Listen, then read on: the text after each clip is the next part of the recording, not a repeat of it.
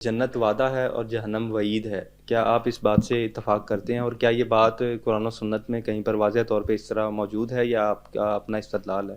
نہیں، جو بری چیز ہوتی ہے وہ بعید ہوتی ہے. عربی زبان میں دونوں کے لیے ایک ہی مادہ ہے. وعدے کے لیے بھی مادہ واو عین دال ہے اور وعید کے لیے بھی مادہ واو عین دال ہے. تو اس لیے یوعدون، اللہ تعالیٰ کہتے ہیں میں تمہیں وعید کر رہا ہوں، اور وعدے کے لیے بھی یہی بول دیتے ہیں. تو اب وہ وعدہ وہاں وعید کے معنی میں ہوتا ہے، وہاں وعدے کے معنی میں ہوتا ہے.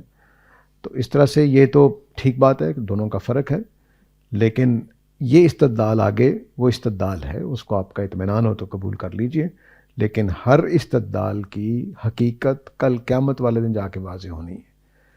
استدلال سادہ سا یہ ہے کہ وعدہ پورا کرنا اخلاقی تقاضا ہوتا ہے، وعید پوری کرنا اخلاقی ذمہ داری نہیں ہوتی. یہ اصولی طور پر بات ٹھیک ہے. اصولی طور پر مثلا ایک استاد نے کہا کہ جو کل جو کام کر کے نہیں آئے گا میں 10 ڈنڈے لگاؤں گا. ٹھیک ہے، اگلے دن ساری کلاس نہیں کر کے آئی یا 2-1 لوگ نہیں کر کے آئے تو اسے ڈنڈے نہیں مارے، تو اس نے کوئی اخلاقی خرابی نہیں ہے.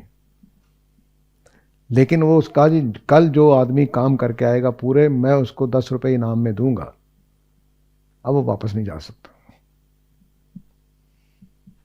دونوں میں فرق ہے، یہ اخلاقی طور پہ فرق ہے. تو اللہ تعالیٰ جب کہتے ہیں کہ میں تمہیں دوزخ میں ڈالوں گا تو اللہ تعالیٰ پہ کوئی اخلاقی ذمہ داری نہیں ہے. لیکن جب اللہ تعالیٰ کہتے ہیں کہ میں تمہیں جنت دوں گا اگر نیکی کر کے آؤ گا، تو اب اخلاقی ذمہ داری ہے. اس کو پھر اللہ تعالیٰ کہتے ہیں لا یخلف المیعاد، وہ اپنے وعدوں کی خلاف ورزی نہیں کرے گا. یہ اب ذمہ داری ہو جاتی ہے. میں نے آپ سے کہا جی کہ میں کل 10 بجے آپ کے پاس کھانا لے کر حاضر ہو جاؤں گا، میں نہیں آیا، یہ وعدہ ہے، میں نے پورا نہیں کیا، اخلاقی طور پر مجرم ہوں. لیکن میں نے کہا کہ اگر آپ نہیں آئیں گے 10 بجے تک میں کھانا نہیں دوں گا، آپ 11 بجے پہنچ گئے، میں نے کہا چائے پئیں گے، تو کچھ نہیں ہوا. میں نے کوئی اخلاقی خرابی نہیں کی ہے. اس سے پھر یہ استدلال ہوا، مولانا فراہی نے یہ کیا کہ دوزخ اللہ تعالیٰ کی وعید ہے، تو یہ لازم نہیں ہے کہ اللہ تعالیٰ اس کو پورا کرے.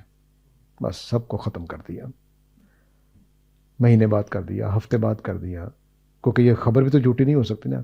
خبر کی سچائی کہ دوزخ ہوگی، دوزخ میں تم لوگ جاؤ گے، وہ اللہ تعالیٰ نے کسی کو سال بعد ختم کر دیا، کسی کو 5 سال بعد ختم کر دیا، کسی کو گھنٹے بعد ختم کر دیا. تو دوزخیوں کو ختم کر دینا، یہ قائم رکھنا یہ لازم نہیں ہے، یہ استدلال ہے. لیکن یہ یاد رکھیے کہ تمام استدلال جتنے بھی ہوتے ہیں ان کا جو ہم مطلب نکالتے ہیں ان کی حقیقت کل قیامت والے دن کھلنی ہے. میں کتنے ہی اپنے دوستوں کو کہا کرتا ہوں کہ ہم جو تفسیریں کرتے رہتے ہیں قرآن مجید کی اور بڑے اطمینان سے کرتے ہیں کہ ہمارا مطلب یہی ہے، تو ہو سکتا ہے کل ایک آیت پر شرمندگی اٹھانی پڑے، اچھا میں نے یہ بونگی ماری تھی، میں نے یہ بیوقوفی کی تھی، میں نے یہ غلطی کر دی تھی. اور اب دیکھیے ہمارے بڑے بڑے علماء بیٹھے ہوں گے، امام ابو حنیفہ کی ایک بات غلط ثابت ہو گئی، ایک امام شافعی کی غلط ثابت ہو گئی، دونوں ایک دوسرے کے مقابلے میں کھڑے ہیں، ایک میں ابو حنیفہ کی بات ٹھیک ہو گئی، ایک میں امام شافعی کی بات ٹھیک ہو گئی، تو ایک دوسرے کے مقابلے میں کیا کریں گے؟ یہ سب کچھ ہوگا. تو اس لیے کل قیامت والے ابھی آپ کو اطمینان ہے تو قبول کر لیجئے، اس کا حقیقت کل ہی کھلنی ہے. میرے اطمینان کے بعد اس کی حقیقت تبدیل نہیں ہوگی جو وہاں ہونا ہے.